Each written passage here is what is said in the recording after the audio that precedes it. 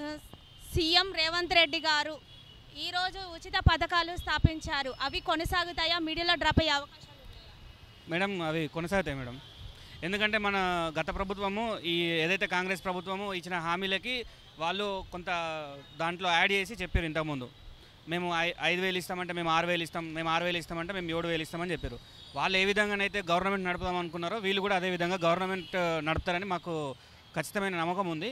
మేము అంటే కాంగ్రెస్ పార్టీ కానీ టీఆర్ఎస్ పార్టీ కాదు, బట్ యాజ్ ఏ ఒక నార్మల్ పర్సన్గా చెప్తున్నాను. వాళ్ళు ఎలా అయితే చేశారో వీళ్ళు కూడా అదే చేస్తారు. వీళ్ళు ఏదైతే బస్సు గురించి మాట్లాడుతున్నారు కదా, ఇది బస్సు ఎందుకు, ఫ్రీ బస్సెస్ ఎందుకు, అది ఇది అని. మరి రైతు బంధు ఇస్తున్నారు, అప్పుడు ఎవరు మాట్లాడలేదు ఎందుకు ఫ్రీగా ఇస్తున్నారు అని.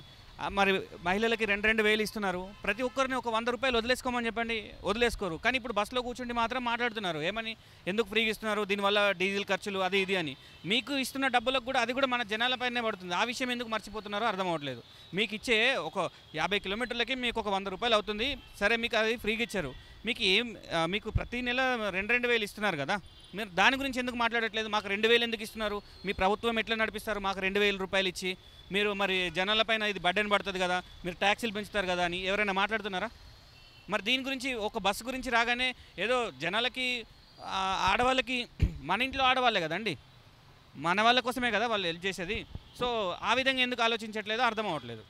ఇప్పుడు ఉచిత పథకం కింద ఇప్పుడు మహిళలకి 2,500 ఇస్తామని చెప్పేసి మహాలక్ష్మి పథకం స్థాపించడం జరిగింది. అది కొనసాగుతుందా? లేదంటే దాని మీద ఇంకేమైనా ఆంక్షలు పెట్టి అది కూడా మిడిల్‌లో ఆపే అవకాశాలు ఉన్నాయా? ఇప్పుడు మన ప్రతి డిపార్ట్మెంట్లో వాళ్ళు శ్వేతపత్రం రిలీజ్ చేస్తామన్నారు, నిన్న మొన్న వినబడింది. ఒకవేళ శ్వేతపత్రం రిలీజ్ చేసిన తర్వాత అప్పుడు బడ్జెట్ వాళ్ళు మాట్లాడతారండి. అంటే ఇప్పుడు అది అయ్యే ఉద్దేశం ఉండి చేయాలనే పట్టుదల ఉంది, తర్వాత చేస్తామని వాళ్ళకి నమ్మకం లేనిది మన గవర్నమెంట్ మీద, అంటే మన తెలంగాణ బడ్జెట్ మీద వాళ్ళకి ఒక నిబద్ధత లేనిది వాళ్ళైతే చెప్పరు కదా అని నేను అనుకుంటున్నాను.